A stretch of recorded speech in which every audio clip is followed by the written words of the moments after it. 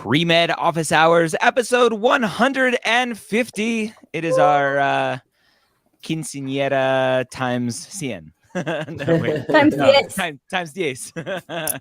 Yes, what is going on, my friends? I am Dr. Ryan Gray, your host here almost every week, where we answer your questions live. I founded Medical School Headquarters, co-founded MAPT with my good friend Rachel Grubbs, who is a pre-med and MCAT test prep expert for the last 20 or so years. How you doing, Rachel?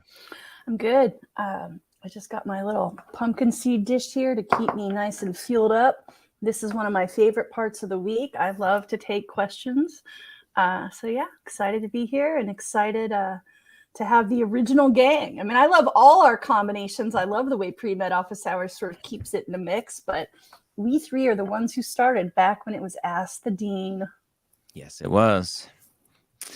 Dr. Scott writes, speaking of the dean, the man, the myth, the legend himself, keep calm. I'm a chaplain. You have been ordained, sir. Yes. Congratulations. Yeah, thank you very much. Lots of hard work. The Reverend Dr. Scott Wright. Thank you. So if any of you need a little prayer over your MCAT test prep, your MCAT score, your application. Just send 1995 to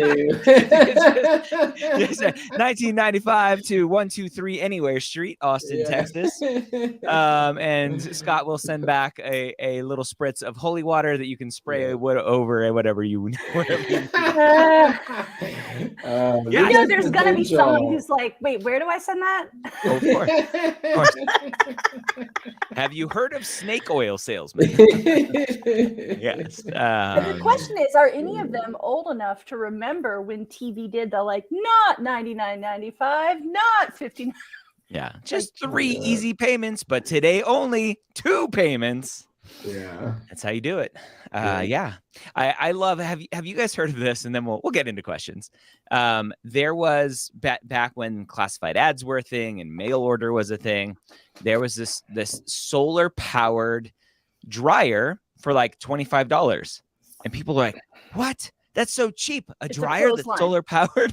They would mail their $25 in, and they had to get a clothesline in the mail. Sorry, I ruined your punchline. Yeah. I just immediately was like, I know where that's going. That's hilarious. Yeah, I'm like, no lies told here.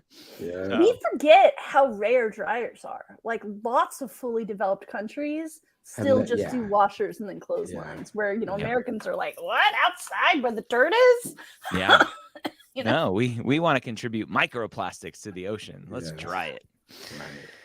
Anyway, on a brighter note, we are here to answer your pre-med questions. Dr. Scott Wright, former director of admissions at UT Southwestern, retired executive director of TMDSAS, myself, who talks to lots of deans and directors of admissions, as well as Rachel. I'll mention a few things right off the top. We'll get our announcements out of the way. October 6th through 8th. Maptcon.com. It's our first in-person conference. We have several medical schools signed up to exhibit. We have lots of deans and directors for a DO admissions panel, an MD admissions panel, a PA admissions panel. It's going to be a full pre-health conference. We have podiatric medical schools and societies. They're going to be there. We have it all. So come hang out with us. Baltimore, Maryland, October 6th through 8th. That's at maptcon.com. If we can get a banner up there, we go. Go check it out. We have early bird stuff going on now, early bird pricing. I want to chime in. Oh, sorry, go ahead. Go ahead. I was going to say, a lot of people have asked about Baltimore, I don't know that city very well. The hotel we've chosen is in the Inner Harbor. It's right in the small downtown area. It is super beautiful because it's right by the water. If you're a baseball fan, it's right by the Orioles Stadium by Camden Yards, which we checked, and they are supposed to be away, but it's like right at the end of the regular season, starting to get into playoffs, so it could be an exciting time. If you don't know Baltimore, it's a great city, but it's a really, really lovely part of the city that we're going to be in. Mm-hmm. So wanted to chime in with that. Yeah. There are a few things. We have tickets. Tickets are available. We have a few sessions that are very limited in terms of tickets. If you want to come hang out with me for whatever reason, we have a breakfast on Sunday with me.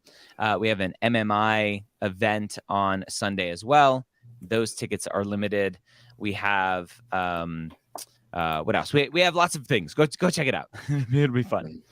And then there are lots of students who want to potentially work with us one-on-one. Our schedules have been jam-packed. We have 2.5 advisors, kind of 2 full-time advisors, 1 part-time advisor. We are hiring new people, former director of admissions, and for one of those hires, a current admissions officer at a very fancy school in California that I will not name. So go check it out. She's joining us next month. So if you're looking for some one-on-one help, we have lots of fun options for you at medicalschoolhq.net/advising. And with that said, enough chatting. Let's start answering some questions. Yes. JB asks, just received a 500. The full-length average was a 501, so right there. Is a June 29th retake too late? I really want to apply the cycle and otherwise have a solid app, 384 cumulative, 750 clinical hours, etc., and write using Dr. Gray's methods. Oh, that's a huge mistake. Rachel, June 29th. Is it too late? Meh. I mean, I don't think it's ideal. But we often talk in applications about what is ideal, what is acceptable, what is not acceptable. If you take it June 29th, you're going to get your score back in late July. Assuming that you say that you really want to apply and otherwise have a solid app, right? So I see great grades, I see plenty of clinical, hopefully it's not just hours, but meaningful. You say write using Dr. Gray's method. I guess what I want to question is that means have been writing, right? Because the great challenge, I think, with taking the MCAT in late June is that I still want you to try to get your primary in early. And I would still want you to be pre-writing secondaries in June while you're doing MCAT prep so that when you get secondaries in late June, early July, you can still turn them around promptly. So, it's not ideal. Ideal would be no later than late May. I mean, really, to me, ideal is January or March. But I wouldn't say it's too late. I think the question is, you're scoring around the same places you did your practice tests. So what are you going to do differently? What's going to happen in the next 6 weeks that's going to push your score up? So you just have to really reflect. And I mean, I don't want to say that's your peak score, but everyone reaches their own personal peak. So is that the best you can do? Or are there things in your prep that we're missing or we're not in depth enough that you could do better? And can you make those changes while also continuing the application process on the ideal timeline? Yep. We have a question from D. Helene. How do you study for Preview and Casper? I've never heard of Preview, and I'm vaguely familiar with Casper. So Casper with an E. Casper, our friendly ghost. Dr. Scott writes, these situational judgment tests are something that scare students because they're new. It's not something typically that you go through grade school and high school and college, and you're not taking situational judgment tests every day for your exams. If you were just on the street and somebody says, "Hey, what's Preview and Casper?" How would you respond?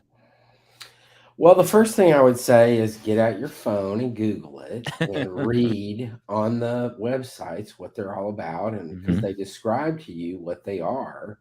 I'm not trying to be snarky or anything, D. Helene, but the way that you get beyond vaguely familiar with Casper is you go to the Casper website and you read what it says, and you understand at least the basics of what the test is all about, what it's testing, etc. So, I think that's the first step.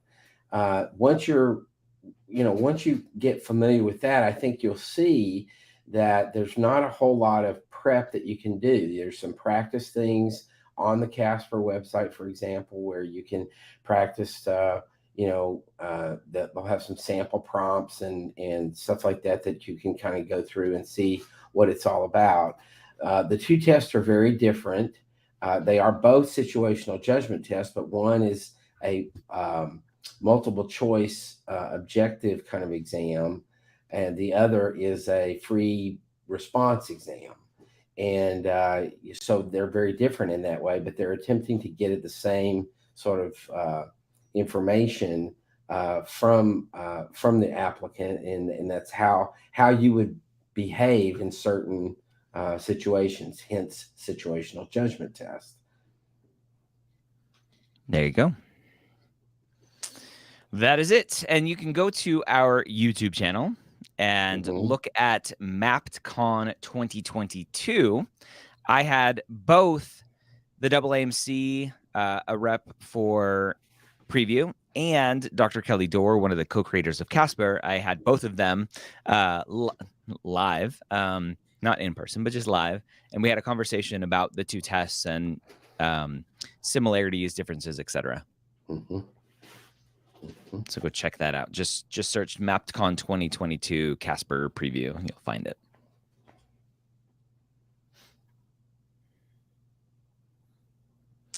Andrew asks, there's some confusing info about whether rehabilitation techs are considered clinical experience. What are some key points that your job needs to cover for it to be considered clinical?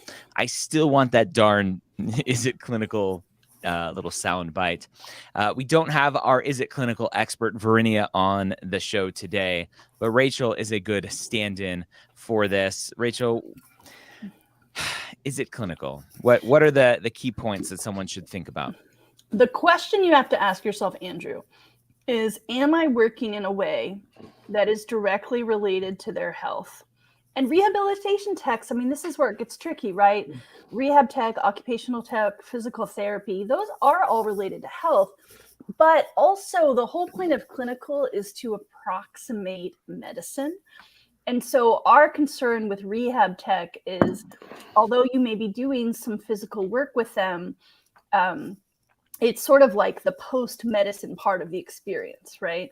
So I typically would say I would not count it as clinical, or I might say if you're trying to make the case that it's clinical, it should not be the only thing you list as clinical. I would still want you to have something that I think is more squarely in the category. Like being a med assistant, being a certified nurse assistant, being an EMT, those kinds of positions, I think, just get you a little closer to what clinical it really is. But the challenging thing with clinical is that there is some gray area. And sometimes the job title alone is not enough. It's what are you doing on a daily basis? That's how you make the case. Yeah. So rehab tech to me is a very specific term that they used. So rehab tech, and Andrew, this may or may not be correct. Rehab tech to me is inpatient rehab. Like you are working with the inpatient physical therapist, taking someone who's post-op, dragging them out of their bed and walking them around the hospital floor. To me, that's very different environment and patient population than a PT aid, which is basically the same thing, but the environment differentiates the title, where you're in an outpatient PT office and helping someone with their post-op rehab or injury rehab or whatever.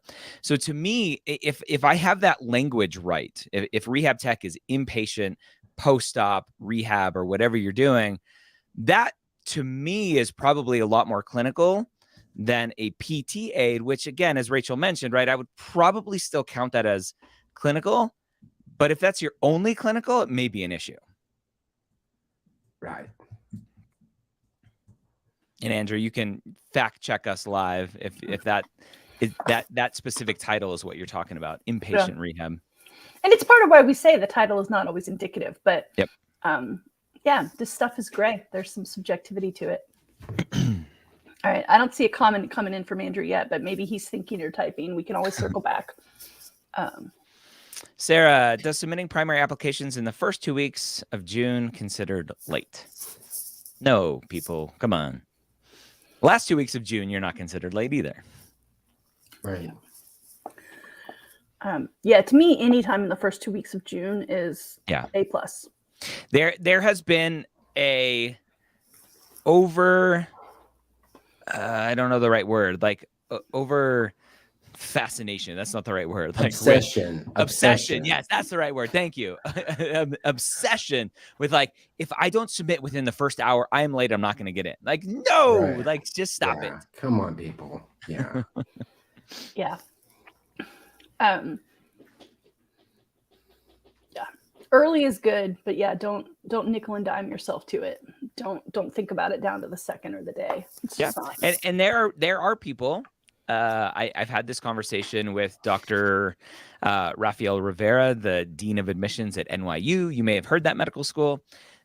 He doesn't believe in this whole apply early thing. So he has a very different point of view that a lot of the people applying early are going to be the big gunners with big stats, and you don't want to be caught up in that tidal wave.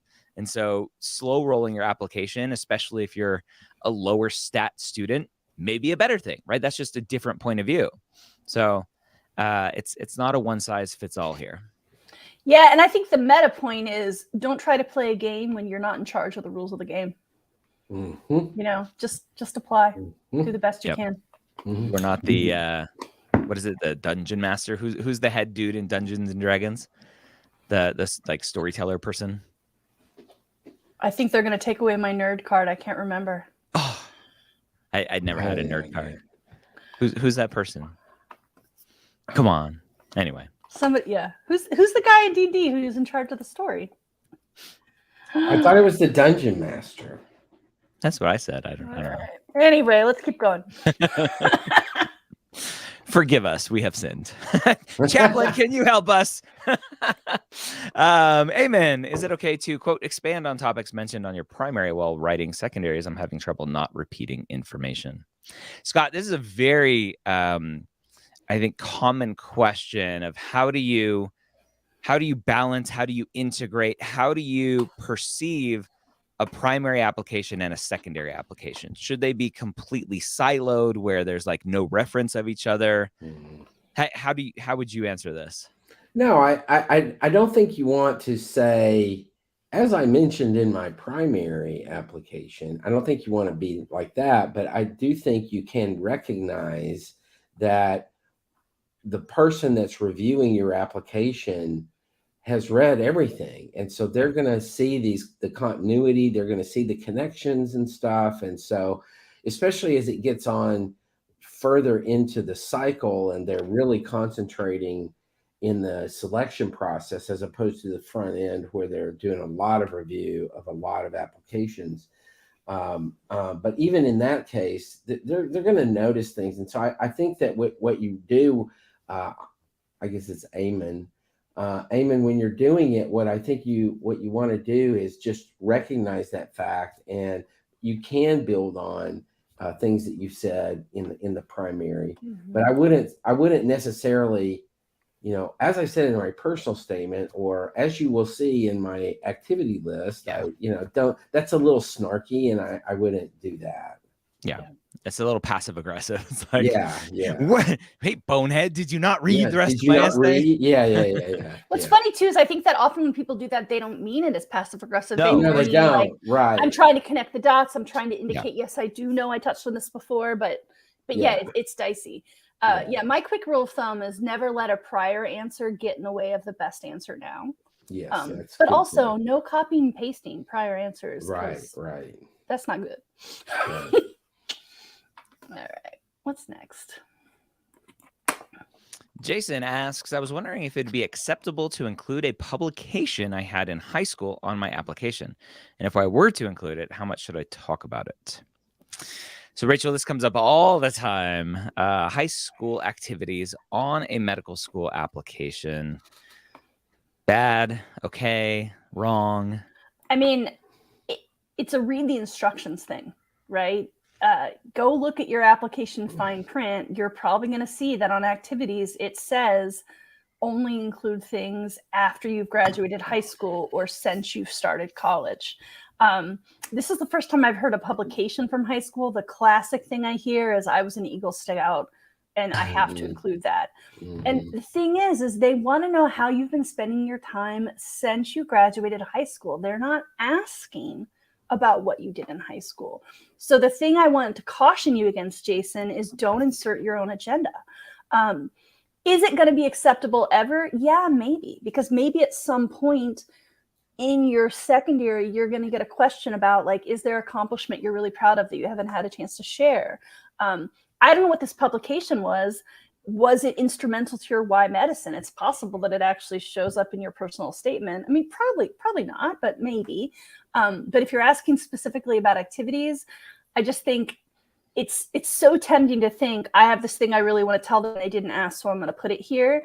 But what you risk is maybe you're going to impress them, or maybe they're going to go, why would I with Jason at my med school? He can't even follow simple instructions about a timeline.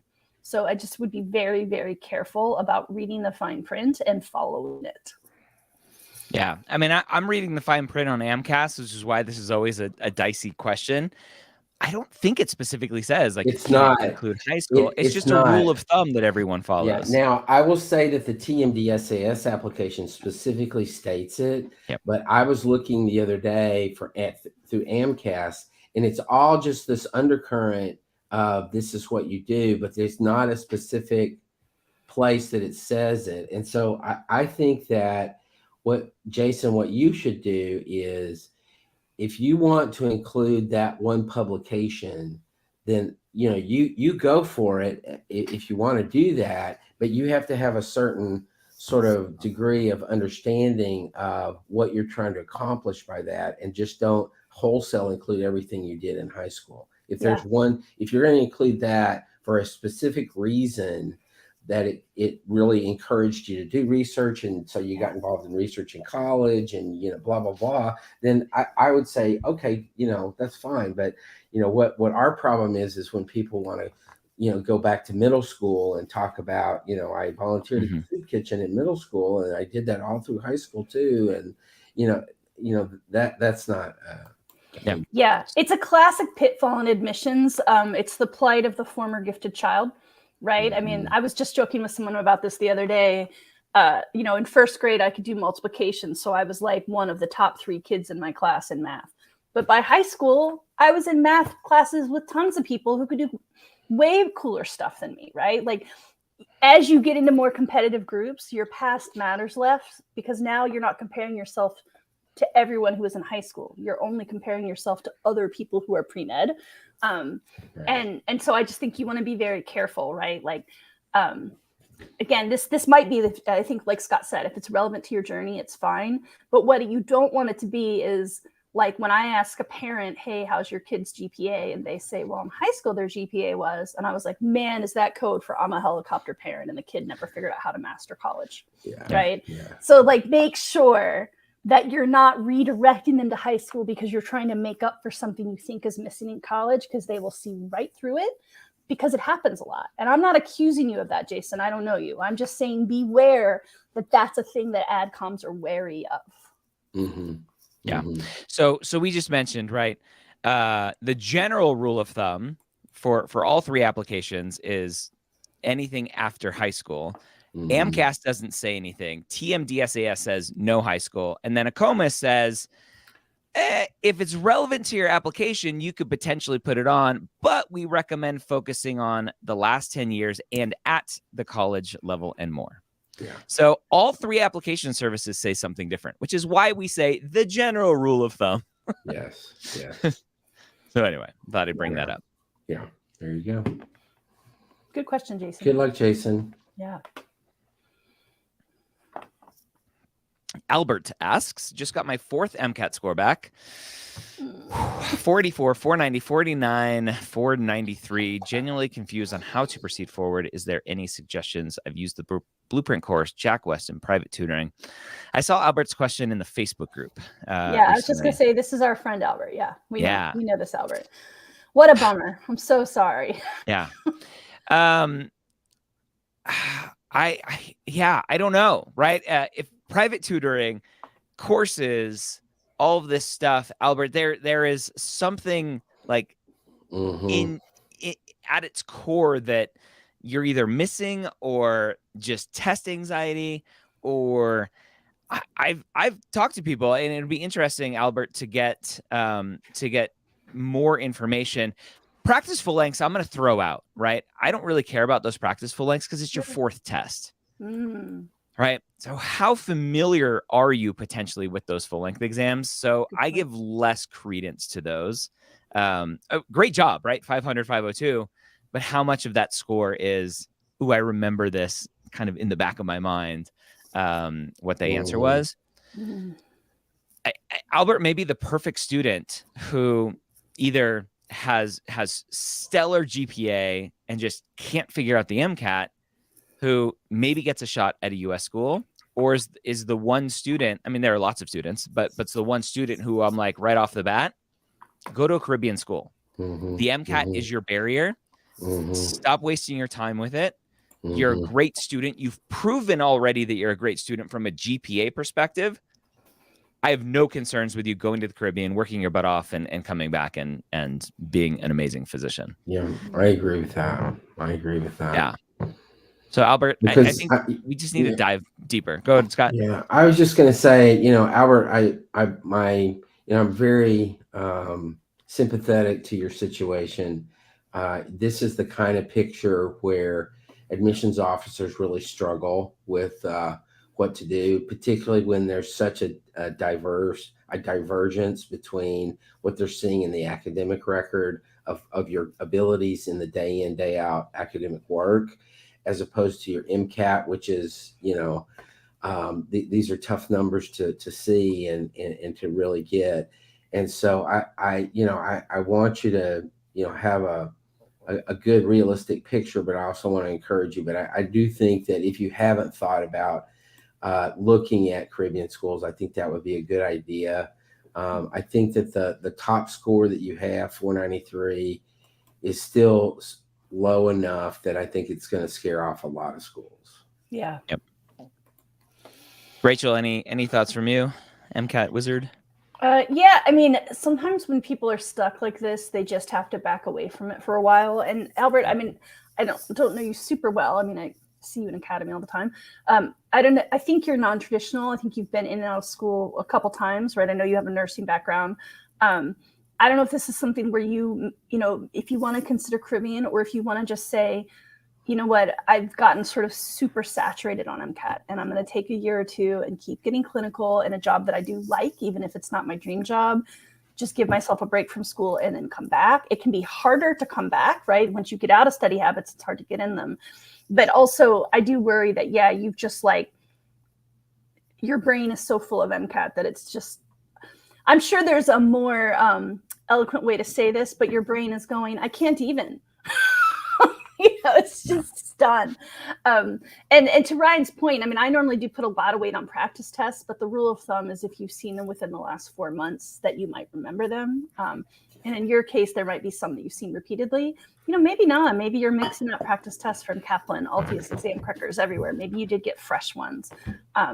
But at this point, if you've got a 10-point discrepancy between your last practice test and your current, it's either that you know those tests too well, or that something is going on with the way you practice test that is not true testing conditions. And that can mean a lot of things, right? It can mean anxiety. It can mean time of day. It can mean sitting in your house on your couch in your PJs. And then when you're at the test center with those big headphones on that make your blood in your ears sound even louder, you freak out. A lot of people have said that those headphones are they can be wonderful for certain people, or they can really make you aware of how fast your heart is beating, and that just feeds your anxiety. I know that seems like a small detail. None of that replaces prep. I'm just saying, something's happening on test day where you're not putting it all together. And I think you have to back up a step and think, do I need a break? Do I need to talk to an educational psychologist? Or like the guys have said, do you just need to say, I can be a doctor, but without the MCAT, or without a great MCAT. So I got to consider other routes. Yeah. And so that last point you made, right? I could be a doctor without the MCAT, not technically without the MCAT. You've already taken it 4 times, but is there an SMP program potentially out there that has linkage where you don't have to take the MCAT? You may want to research that. Yeah. But yeah, I think the fastest, cheapest way forward is just cutting bait and going, I'm out. I'm going to the Caribbean, which again is the Caribbean is perfect for the perfect student. And Albert, it may be you without knowing all the other details. So if you want to have that conversation, let's have that conversation. Yeah. Well, bless you, Albert. We really, we care about what's happening to you. And yeah. I mean, like just from your demeanor, I'm always excited about the idea of you as a future physician, just because when you contribute to the class, you're so kind and constructive, right? So like you have a lot of the personal attributes I want in my physicians. And also I appreciate you being brave, because a lot of people stigmatize scores, right? And I think you're smart enough to know that these scores don't define you, and you sharing them publicly, not in any kind of shamed way, but just I'm having this string of bad luck way, I think is probably helping a lot of people who are stigmatizing the scores in their head and are going, oh, look at Albert, he's a perfectly bright person. So thank you for understanding that this doesn't have to be something to be ashamed of. Yeah.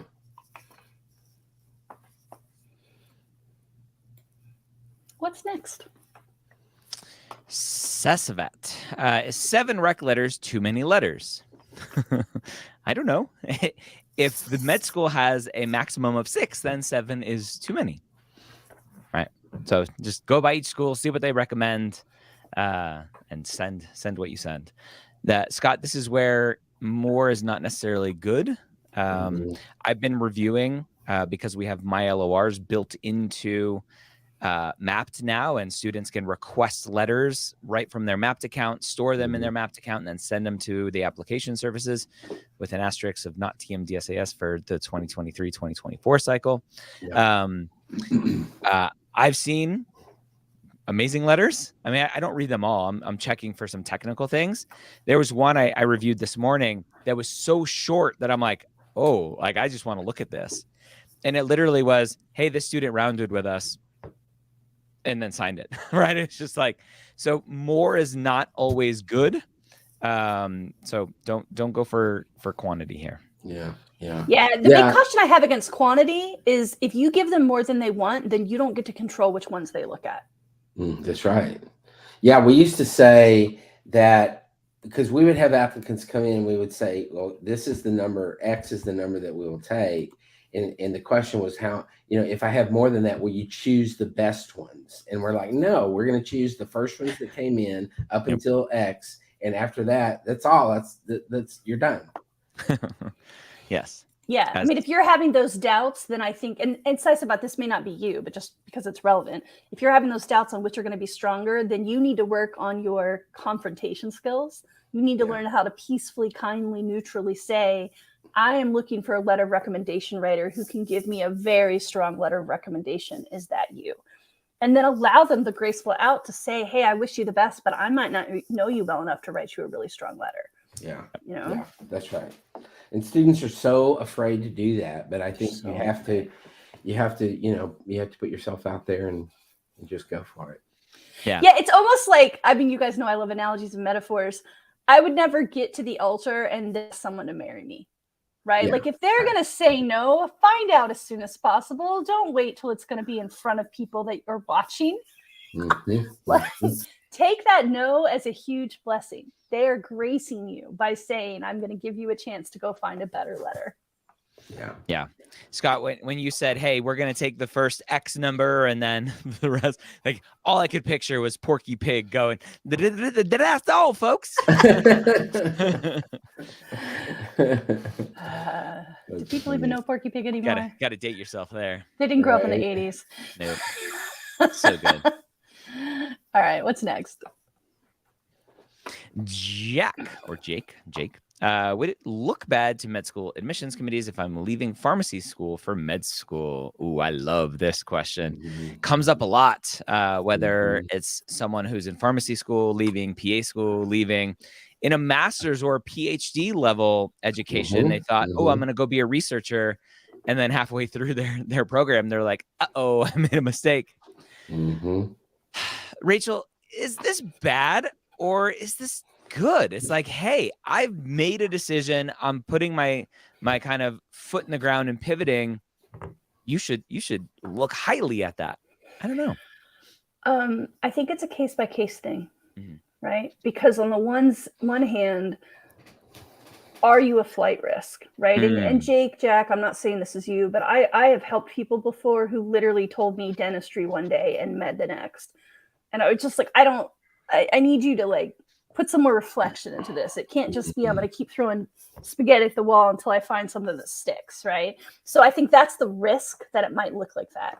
But if you can make a really good case for it, of like, pharmacy school is part of my journey to med school. Here's what I learned without disparaging your school or the pharmacy career, right? And this is common, right? Like we see a lot of nurse to med too. It's absolutely possible.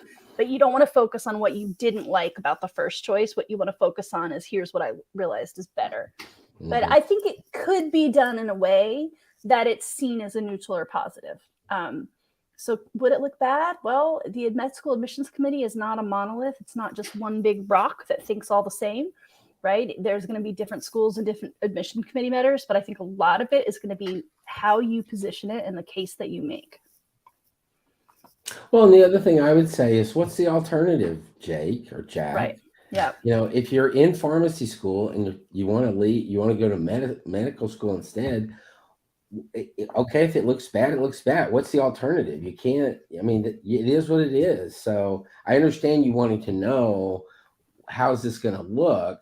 But I agree with what everybody said. It's going to be how you describe your journey as to how that's going to be interpreted by the admissions committees and the reviewers. And so I think that you have to make a good case for yourself and make it clear why you went to pharmacy school in the first place, and then how things have changed for you and why you're doing this. And as long as you do that in a compelling way, then that's what you want to do. But there is no alternative. The only alternative is then you don't apply to medical school, and that doesn't seem like what you want to do. I love asking that question. Like, what are you going to do differently? Like, you can't change what has been. Yeah. Yeah, and if it's not the career for you, like don't what's that expression? Yeah, don't spite your nose. Don't cut off your nose to spite your own face. Yeah. Right. If pharmacy is not the career for you, don't stay in it just to prove a point. Yeah, right. But prove a point, and it is known as the sunk cost fallacy. A lot of people are like, I've already spent X number of dollars. I might as well just get my degree. Like spending more money just to finish something when you don't actually want it isn't a good thing. So yeah, the past can't be changed. So what's the best choice you can make today, regardless of anything in the past? And if that's med school, then go for it. Got it. Yeah. All right. We've waxed real philosophic today. Tomas asks, is it fine for letters of rec to be dated for last cycle? I'm having issues with letter packet services with my university and contacting my old professors. Do I need new letters of rec? Such a hard question. Scott, one of the things you talk a lot about is the letter of recommendation ideally is to show who you are, not who you were. Is a year difference of who you were or who you are. And it's like, Well, I think in my view, what this says, if you have an old letter, it really says to the reviewer who doesn't know the circumstances of why the letter's an old letter, is the question is, does this person not like them anymore? Can they, has something changed so that you can't get a new letter from them? Or, what's going on with in the relationship between you and that letter writer that is making it where you can't get an updated letter? Yep. And you don't want to necessarily let the advisor, let the reviewer at the medical school level,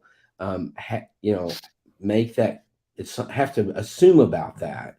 So, I would say if you're having a letter, if you have a letter packet service from your university, then if you can't get a new updated letter from an older professor who may be retired, and these things happen sometimes where the professor retires and you can't get in touch with them or they're not responding or whatever, then you can have your university put in their letter packet a note to that effect that says, hey, Dr. So-and-so retired. He's off the grid. We can't find him. So this letter's not able to be updated, but, whatever. So, consider that, talk to your university about that if that's the case with you. So just think about it. But I think in general, we want to see letters that have the year date of the year of application. Yep. All right. Yeah, and I've seen one so far that I noticed. Again, I'm the one reviewing all of the letters of recommendations coming in and QAing them for my LORs, which is our letter of recommendation service built into Mapped Pro. There was one that was dated 2022, and so it met all of the criteria, right? It was on letterhead and dated and had a signature and contact information. So I approved it, and I was also able to send a quick note to the student that just said, "Hey, the letter's great from a technical standpoint. Again, subjectivity I'm not looking at, but it's dated 2022. Ideally, these are dated the year you apply. If you can, go ahead and get a new letter." And the student was like, "Oh my gosh, thank you so much. I didn't know that was a thing," and then got a new letter. So Yep. it's awesome. Yep. We can hopefully help some students. Chris, hello, Dr. Gray. And Scott and Rachel. I just graduated from high school. One of my biggest worries when applying to medical school is getting shadowing. How would you recommend I get it? Rachel. Yeah. Chris is on a mission. Graduating high school. He's ready to get after it. Yeah, I love these questions. So, Chris, first of all, I commend you. Congratulations on graduating from high school, and I commend you for planning ahead like this. I love to talk to early pre-meds. Shadowing can be really hard to get. It's like annoyingly frustrating that it's this thing that you're all expected to do, and yet most schools don't offer shadowing as part of the pre-med track. There are a few that do, but most don't.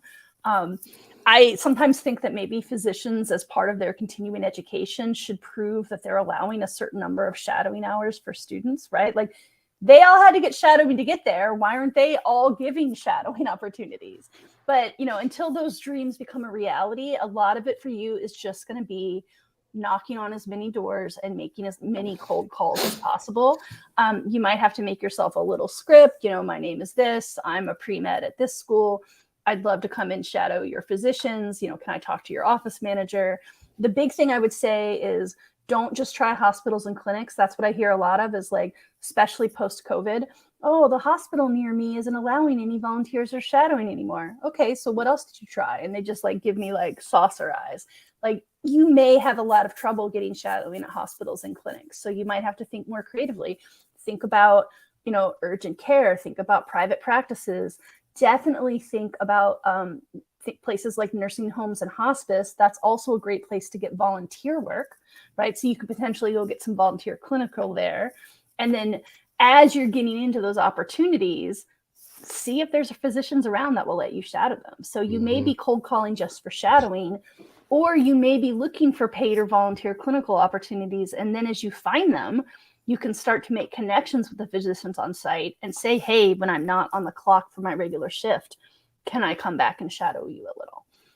But you're going to get a lot of no's before you get a yes. So don't be discouraged and search far and wide.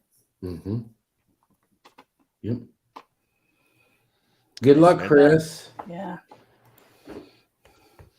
I think one of my aspirational things is to bring back / finally launch a service that we had tried several years ago before Mapped even started. Was a platform I created called Find Shadowing. It was actually a pre-med student who developed it for me, and I had a very small team at that point. Again, it was just me and a very small team surrounding me, and it was very hard to find physicians to come onto the platform to say, yes, I will allow students to shadow me. And the way we set it up was to protect the physician as much as possible. But that's definitely something as we continue to grow and have more resources to put towards those things. I think it would be a huge game changer for students.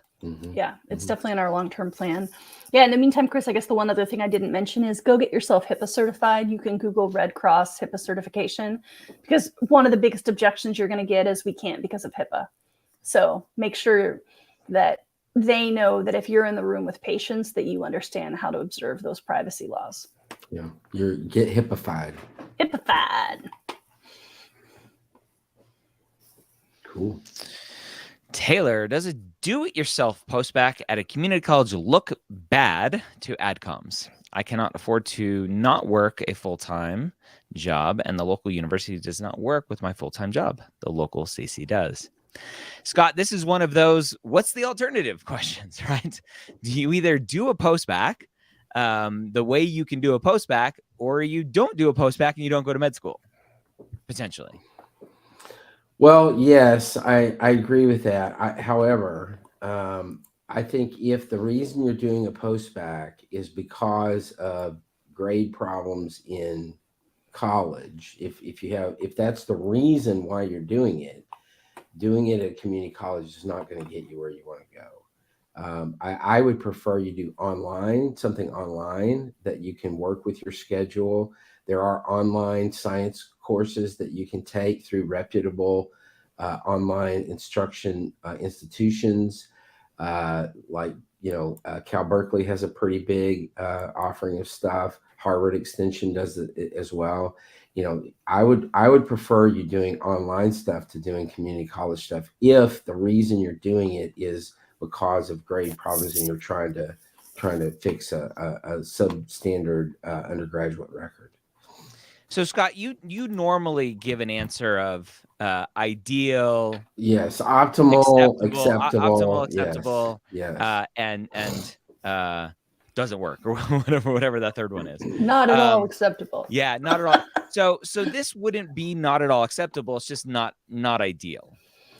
I would say it's in the gray area between not ideal and not acceptable. I just don't. Okay. I just don't think that if you did substandard work in college, or didn't have any science work at all in college, and you're doing a post-bac, then doing it at a community college, and I'm not trying to be mean to community college and stuff. I'm just saying that in terms of the way admissions committees are going to view it, it's not going to give them the information they want and need. It's going to give them information. Yeah, you made C's in organic chemistry in college at X university, and then you went to community college and did organic chemistry and you made an A. How do I interpret that? I don't even know how to think about that. So yeah. I would say it's a tough call. And Taylor, I get the situation that you're in terms of full-time work and local university and all of that. But I think you have to be creative. I think you may have to do courses from a number of different institutions. If you can do some online stuff and piece together a DIY program, I would prefer to see that than community college work that I wouldn't know really what that meant in terms of how to interpret it. Yeah, I will just go publicly and say I hate the fact that there's that stigma against community colleges. I get it. I totally get it, and I'm not espousing that. I'm not saying that that's the way it should be. I'm just saying what reality is. And some medical schools may be willing to sort of look over that and sort of work with it and look at a variety of other things to understand better. But I think with schools where they get thousands and thousands and thousands of applications, it's too easy for them to just say, you know what, we've got so many other candidates. This is super messy and complicated. I'm just not going to go there. So do you see it as less problematic if they start in community college and then go to a 4-year? Like, is that a situation where community college is still acceptable to you? Yes, I agree with that completely. Because what that says is my community college work looked like this. My community college GPA was 3.6 or 3.8 or whatever. And I transitioned to university, and I remained consistent. And I still have a 3.6. Now, if you start at community college and have a 3.7 and you go to university and it goes to a 3.3, that's going to be a concern. Mm-hmm. That's going to say, whoa, what's going to happen when they get to medical school? Is that still going to go in that sort of downward fashion? So if you do the community college to university thing, which is a very acceptable and very okay with, a lot of admissions committees are super happy with that. It's what a lot of people have to do for cost reasons or whatever. But if you do that, you've got to remain consistent in terms of the level of work that you're doing at one and then the other. Okay. Well, Taylor, a little tough love, but hopefully that helped. Yeah.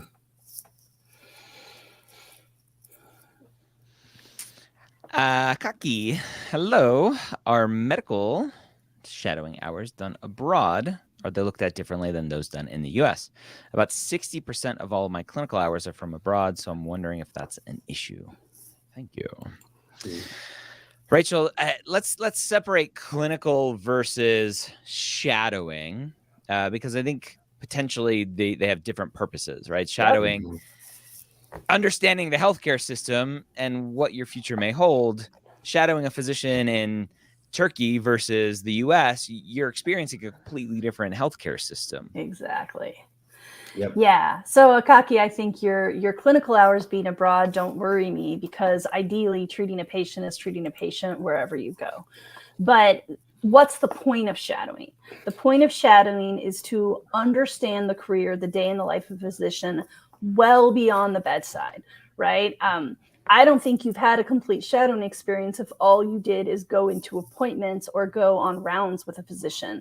I think you should experience the whole day. You should see what it's like when they have to do their own charting if they don't have a scribe. You should see what it's like to be doing admin work or arguing on the phone with insurance. Like, there's a lot of red tape and administrative expectations that we put on USA-based physicians. And so my concern, not that I think it's bad to get shadowing outside of the US, but my concern is if you don't have substantial shadowing within the US, then you may not fully understand the career that you're saying you're applying to med school to pursue. But the clinical, I worry a little bit less. I feel like mostly clinical is clinical. Although, again, I think it's just still good to get some experience inside the system that you intend to be working in. Yep. Yeah, there's at least one school that I know of that specifically states on their website, international shadowing is not considered. Yep. All right. 155, probably time for one more. Oh, yeah. Joe St. Clair. How do I tackle a low 3.2, 3.0 science GPA? The question, what is the story behind that number? If you have not heard my general spiel on this, I don't know what a 3.2 is. A 3.2, let's just do 3.5, just for example. A 3.5, all things equal, could be a 4.0, 4.0, 3.0, 3.0. It could be a 3.0, 3.0, 4.0, 4.0, right? One has a very steep downward trend. One has a very awesome upward trend. It could also be 3.5 flatline all across the way. And Scott, medical schools don't just see a number, right? They get every single data point and can make decisions based on trends. Talk about that. Yeah, that's exactly right. The application services, regardless of which one we're talking about, carve up your GPA in a lot of different ways. And the way they look at these trends is they look at your freshman, first year GPA, second year. They can look at it by semester. They can obviously look at the individual classes. They're going to see these trends. They're going to see, whether or not you were up or down, or, it just as you described, Ryan. And so I think that the picture of just giving us the actual GPA 3.2 and 3.0 doesn't help too much in terms of knowing what that trend looks like. If you're like a lot of people, it's kind of, up and down and stuff like that. And so I think it's going to be a lot about that. So now, having said that, if you're sort of somewhat consistently a 3.2, 3.0 person, let's just go down that road. If that's who you are, then obviously I would say a post-bac is what you want to be looking at.